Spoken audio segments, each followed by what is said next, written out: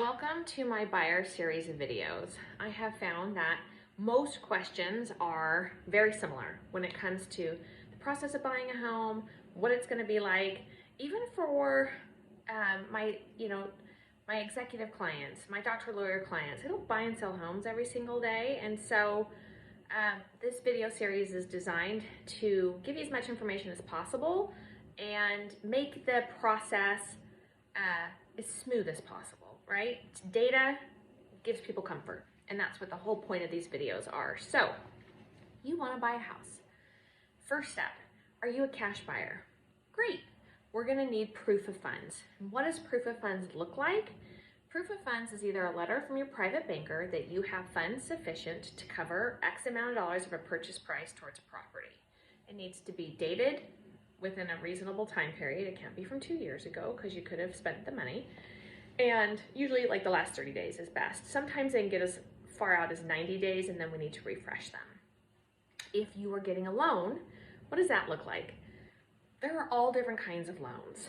Are you a doctor? There are loans specific to doctors. And sometimes I hear people say, I specialize in this and that. And I actually look at it and go, no, you don't. But good on you for your marketing. Doctors' loans are different and they're amazing. So if you're a doctor, there's specific loans for you. Are you a veteran? Are you a first-time home buyer? We want to get you with the right lender. I will always refer 3 lenders who are brokers. Brokers can shop rates, and so they aren't having you fit into a box within their bank.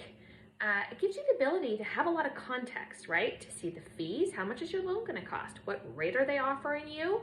And anything else that seems like a benefit to you. So I can refer you to a broker, 3 of them. You can vet them, see a personality match. What do you need to give to a lender to get a pre-approval? You will hear pre-qual and pre-approval. We want a pre-approval. Pre-qual really isn't worth the paper it's written on.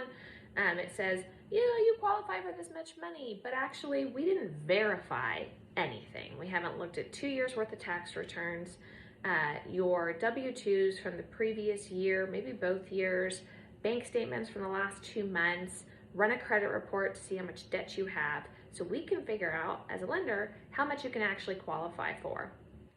All of that information needs to be provided to a lender, and when you're working with one, they will continue to ask for additional documents as you go further and further through underwriting.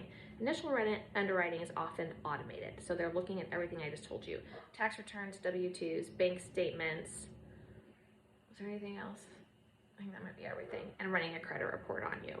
This is also a time where you might discover there's something on your credit that isn't accurate.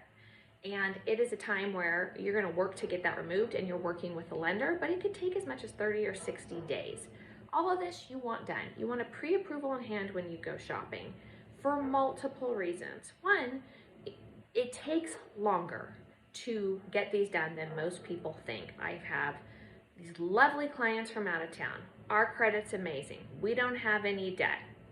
Guess what? It's been a while since they bought a house and they didn't realize on jumbo loans how much they would have to put down. So they aggressively flew here to find a house, to learn they don't want to have to pay for it the way the lender tells them they're required to. So they have to wait until their home sells in the other city that they live in. They had no doubts because they bought and sold houses so many times how this process would go.